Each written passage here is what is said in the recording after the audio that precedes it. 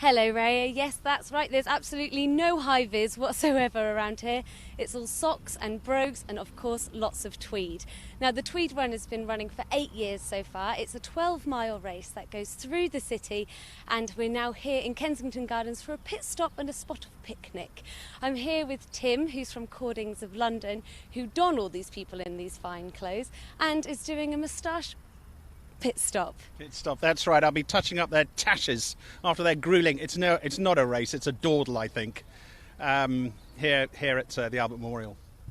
And how, with your moustache pit stop, what are we actually looking for with these moustaches? Well, I think a few hairs out of place, and I'll be sort of sprucing them up. You know, just a general sort of tweak, I think, if you can call that on a tash. There are finely dressed people here, and they have made a supreme effort. I'm not too sure that everyone will like me touching their moustaches, but yeah, I think it'll be quite entertaining. We've got a few games here as well to play, and yeah, just the full gamut of sort of old school entertainment. And this is a very quintessentially British event, really, isn't it? And with the outfits themselves, you're from Cordings of London, who don these fine clothes and make them for everybody. What is so good about tweed? Well, tweed, it's a naturally worsted woolen fabric.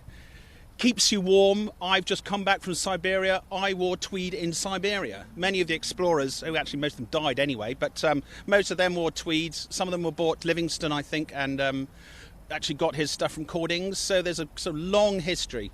Durable. They look smart, let's be honest. Thank you very much. And they're durable. They keep you dry. They keep you warm. No better way to cycle. So lycra, not for me, thank you very much indeed. And there's a best dressed competition. Talk me through, with a man, what will make him the best dressed? I've seen the competition. It's going to be very tricky. Snappy.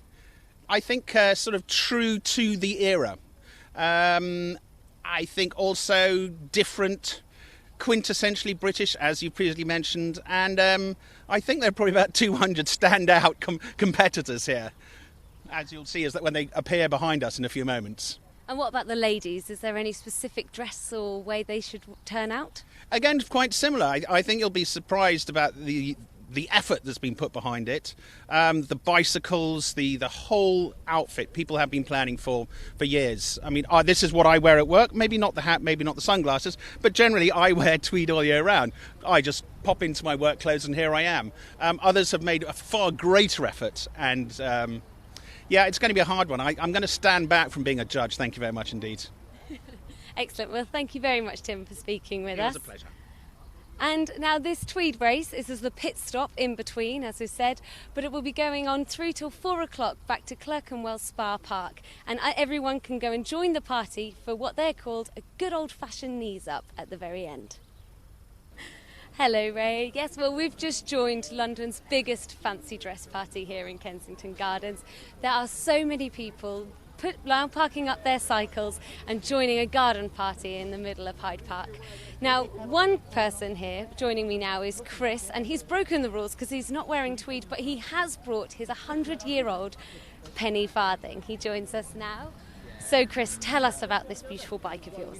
Well, this is a new Rapid. It was made in 1889, so it's coming up for 130 years old. And this bike, actually, in its day, would have been the sort of Rolls-Royce of the bikes that were available at the time. And it's absolutely stunning, and you're not the first person to be riding a penny farthing around here. There's so many different types of cycles here. It's very impressive. Yeah, no, it's great. No, there are some actually fantastic, some very old bikes. There's some lovely turn-of-the-century bikes as well. So, yeah, no, it's great. And how has the atmosphere been riding through the streets of London today? It's amazing. We get such a fantastic reception from all the crowds. We get lots of waves, lots of cheers. It's absolutely brilliant. I've done this now 3 times, and it really is an electric atmosphere. Yeah. And you've kind of broken the rules here by wearing stripes rather than tweed, but it looks fabulous anyway. But the dress code here is very specific, but people have gone to town, haven't they? They have a bit, yeah. I'm afraid I'm actually wearing a cricket blazer, and I've got a cycling tie on, so I'm quite pleased with that. But the theme is actually tweed, and probably 95% of the riders here are actually wearing some pretty pucker outfits, as you've seen. Yeah. And you're about to join the garden party that's taking place now in Kensington Gardens, but there's a big knees up, isn't there, this evening? Will you be joining them? Well, I don't really know much about the knees up, but I think we're meeting in a pub, which suits me rather nicely, yeah. And then there's going to be an award ceremony, I understand. So we'll find out a bit later on. Well, you get the award for the best bike in my book anyway, Chris. Thank you very much for speaking to us. Now, this cycle will go on now to Clerkenwell after they've had a spot of lunch in the garden, and it will, like I said, end in a big knees up at the very end. And this also is raising money for the London cycling campaign, so it's all for a good cause as well.